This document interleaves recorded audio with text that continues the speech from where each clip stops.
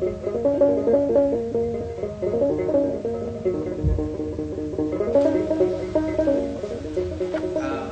of the Third World Solidarity,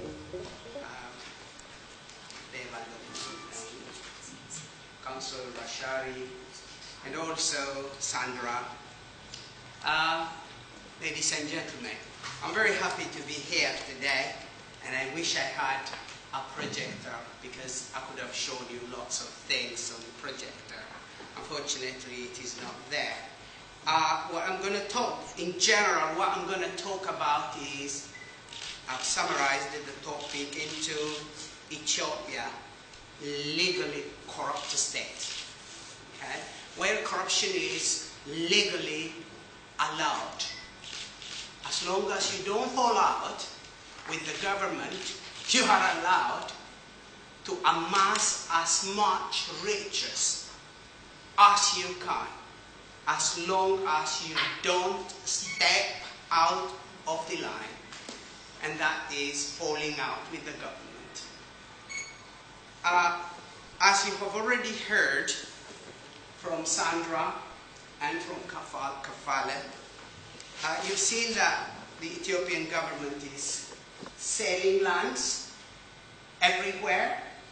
They evicted the people from Gambela to make way for the Indian agro-conglomerates. They have got a land the size of Switzerland, believe it or not. How can this be acceptable? It's one thing you should take. The people of Omo have been evicted from their homeland to make way for the international investors. How can we put up with that one? These indigenous people, people's lives have been destroyed totally up. Our people. A huge land, about 16 square kilometers, have been given to the Sudan. A fertile borderland have been given freely to the Sudan in return for their assistance while they were in the bush fighting the Ethiopian government or the military regime at the time. Can you believe what had happened? The farmers at the land fought back against the occupying Sudanese army, and they managed actually to stand for a while.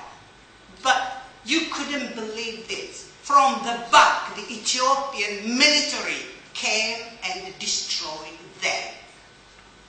How can one believe that? But it actually happened. This is the government not working for Ethiopia, but against Ethiopia. It is there. It's just in Ethiopia to amass as much money as it can to build the future Republic of Tigray. They don't think Ethiopians. They don't consider themselves as Ethiopians. But that is what is going on in Ethiopia. Land. Everybody has got land now. There is land to grab. Ethiopia is up for a sale.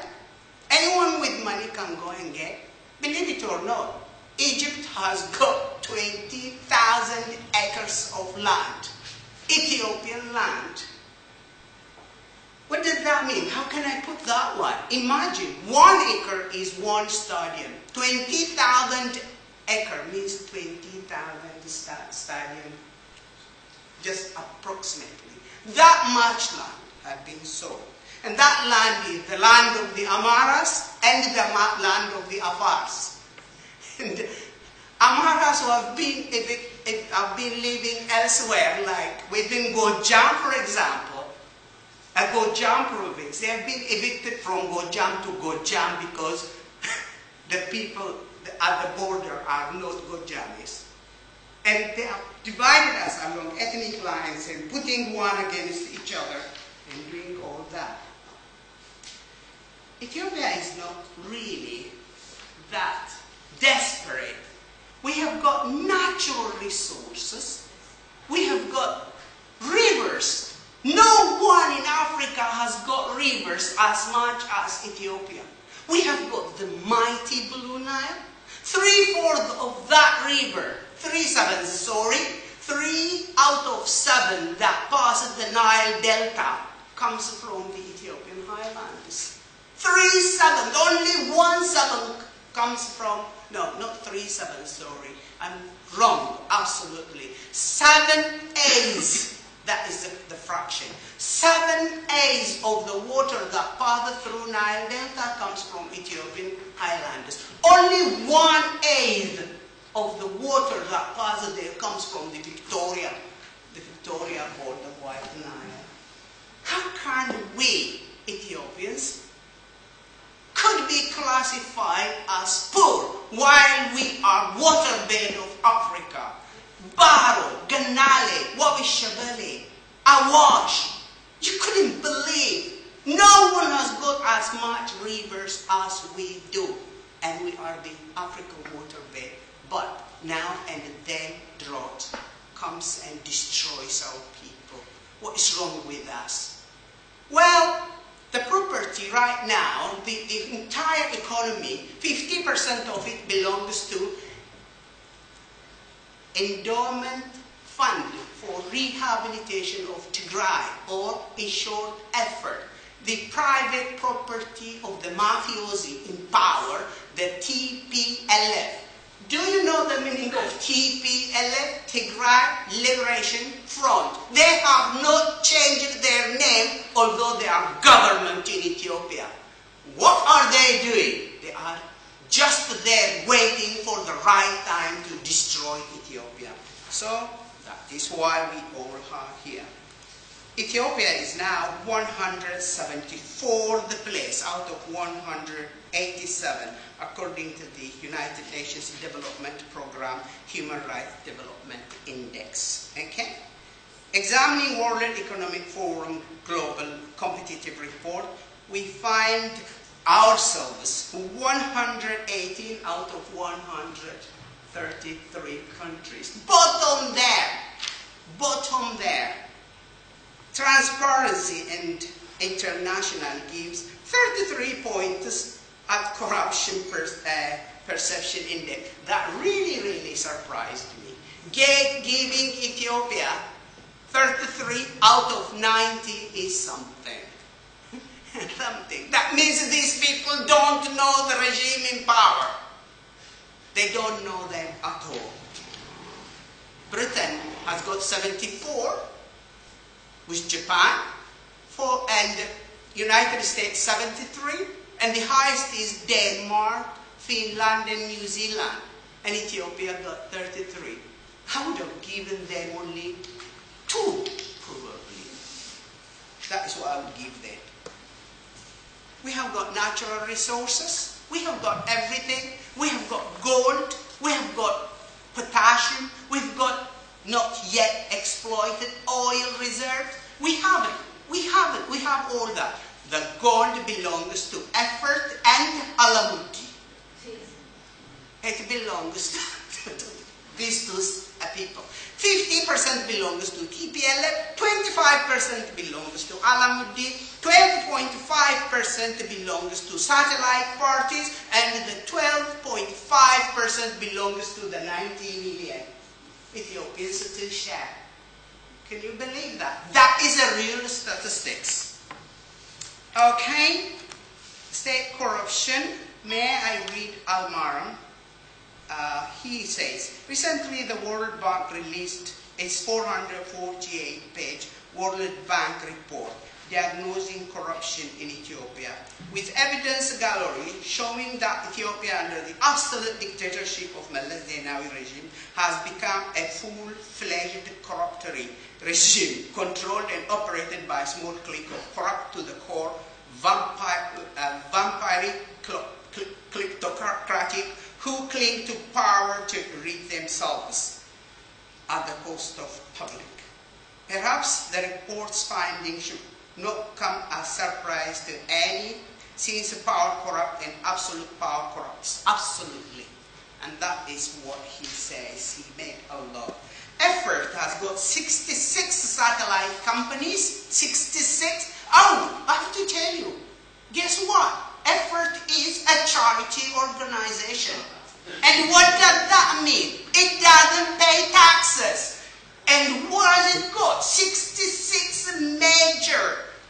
In every sector, they have to make big companies. And guess what? Effort enjoys the privilege of two things. One, it is a private company, but enjoys public companies privilege. No taxes, nothing, but all the money goes into the pocket of the officials of the TPLF.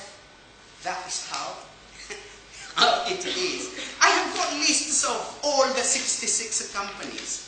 Mala Zenawi, to say that every kafala say, Mala Zenawi got net worth of 3 billion. What a shame! No, that is wrong, guys and ladies and gentlemen. That is wrong, absolutely wrong. I have got here a check, photocopy of a check signed by Samhal Meles Zenawi, the daughter of Meles Zenawi himself, depositing in one of the New York banks $5 billion. I have got it. I'm going to give you the copy. Don't ask me how it came into our possession, but that is a fact. And that is the check. Here is the check. And I'll give you a copy. That is, how come this little girl, you could, if I had, I would have shown you her practicing shooting practice to shoot us on a machine gun. She's training. A little girl training and depositing £5 billion. Do you think Meles Zenawi is worth 3 million? Rubbish. His wife runs the multi-billion conglomerate and sits over the board of those 66 major companies. Effort. She is the owner. She runs it. She literally runs it. And beside that, she has got her own private one. And that is Mega Publishing. All the publishing works are under her control. And hence, she is branded Queen of Mega. Queen of Mega. And guess what, this shameless lady? She came up and told us,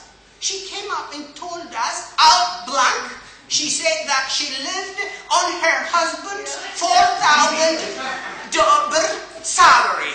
$4,000 salary. Who is she fooling, for heaven's sake? Who is she fooling? They have all the money under their control. I don't know where to start. I don't know where to stop in such a 10-minute speech, but it is a government or a regime corrupted to the core. Thank you for listening.